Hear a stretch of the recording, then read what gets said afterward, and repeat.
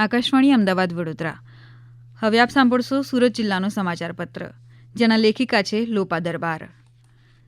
Civil defence સ્થાપના દિન નિમિત્તે સુરત જિલ્લાના સિવિલ ડિફેન્સ દ્વારા દેશના પ્રથમ ગૃહમંત્રી લોહ પુરુષ સરદાર પટેલની જન્મજયંતિની 150 વર્ષની ઉજવણીના ભાગરૂપે રાહુલ રાજ મોલથી VR મોલથી વાય જંકશન સુધી યુનિટી માર્ચનું આયોજન કરવામાં આવ્યું હતું, જેમાં સિવિલ ડિફેન્સના વોર્ડનો તેમજ હોદ્દેદારો સહિત કર્મચારી ઉપસ્થિત રહ્યા હતા. સ્વરક્ષણ થકી રાષ્ટ્ર રક્ષણ તેમજ ભારત માતા કી જયના જયઘોષ સાથે રેલી વાય જંકશન ખાતે સમાપ્ત થઈ હતી. નોંધનીય છે કે 1962માં થયેલ ચીનના આક્રમણ પછી ભારત સરકારે ગુજરાત રાજ્યમાં 6 ડિસેમ્બર 1962ના રોજ નાગરિક સંરક્ષણ તંત્રની સ્થાપના કરવામાં આવી હતી, જેનો મુખ્ય ઉદ્દેશ્ય યુદ્ધ દરમિયાન પ્રજાના જાનમાલનું રક્ષણ કરવું, ગૃહ મોરચે પ્રજાનો જુસ્સો ટકાવી રાખવો, અફવાઓથી પ્રજાજનોને સતર્ક સચેત રાખવા તથા ઔદ્યોગિક ઉત્પાદનની પ્રક્રિયા અને પુરવઠો ચાલુ રહે તે જોવાનો છે. સમય જતાં નાગરિક સંરક્ષણ તંત્રની પ્રવૃત્તિનું કાર્યક્ષેત્ર વિસ્તારવામાં આવેલ છે.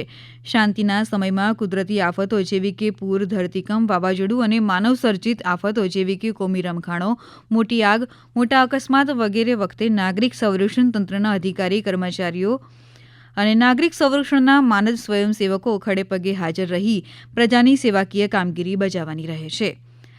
ધારાસભ્ય મોહન ડોઢિયાની અધ્યક્ષતામાં મહવા તાલુકાની પૂના આશ્રમ શાળા ખાતે બાળ વૈજ્ઞાનિક પ્રદર્શન 2025 અને કલા ઉત્સવ યોજાયો હતો.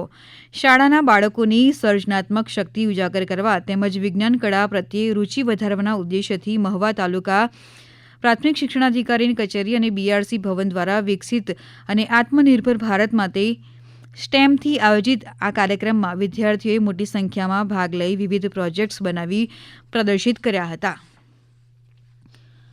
રતુભાઈ મૂળશંકર અદાણી પ્રાથમિક શાળા ક્રમાંક 295માં વીર બાળ દિવસની ઉજવણી કરવામાં આવી. ભારતના ઇતિહાસમાં શીખ ધર્મના 10મા ગુરુ શ્રી ગુરુ ગોવિંદસિંહના પુત્રો બાબા જોરાવરસિંહ અને બાબા ફતેહસિંહના બલિદાનની યાદમાં દર વર્ષે 26 ડિસેમ્બરને વીર બાળ દિવસ તરીકે ઉજવવામાં આવે છે. શાળામાં વિદ્યાર્થીઓમાં રાષ્ટ્રપ્રેમ, હિંમત અને સાહસના ગુણો કેળવાય તે હેતુથી વિવિધ કાર્યક્રમોનું આયોજન કરાયું હતું. ડિંડોલી સ્થિત માતૃભૂમિ વિદ્યાલયમાં તુલસી પૂજન કાર્યક્રમનું આયોજન કરવામાં આવ્યું હતું. આ કાર્યક્રમનો મુખ્ય ઉદ્દેશ્ય બાળભવનથી ધોરણ 2ના વિદ્યાર્થીઓમાં ભારતીય સંસ્કૃતિ અને સંસ્કારો પ્રત્યે જાગૃતિ લાવવાનો હતો, જેથી તેઓ પાશ્ચાત્ય સંસ્કૃતિને બદલે પોતાની સંસ્કૃતિનું મહત્વ સમજી શકે.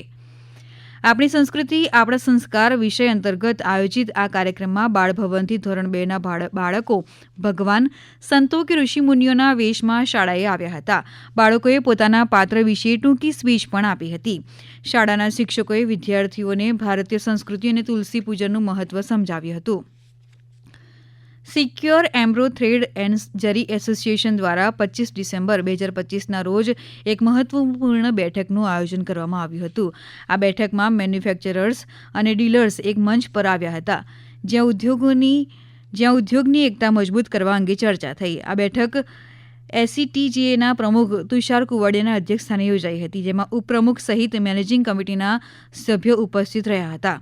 પર્યાવરણ જાળવણી અને ઉર્જા બચતના સંકલ્પ સાથે બામણિયા સ્થિત મહુવા સુગર ફેક્ટરી ખાતે આધુનિક બાયોગેસ યુનિટ કાર્યરત થયું છે. મુખ્યમંત્રી ભૂપેન્દ્ર પટેલે 25 કરોડના ખર્ચે નિર્મિત આ પ્રોજેક્ટનું લોકાર્પણ કરતા જણાવ્યું હતું કે પર્યાવરણલક્ષી ટેકનોલોજી ઉદ્યોગોને આત્મનિર્ભર બનાવવાની સાથે ખેડૂતોના આર્થિક સશક્તિકરણમાં પણ મહત્વની ભૂમિકા ભજવશે. આ પ્લાન્ટ ઔદ્યોગિક વિકાસ અને કુદરતી સંતુલનનો ઉત્તમ સમન્વય છે.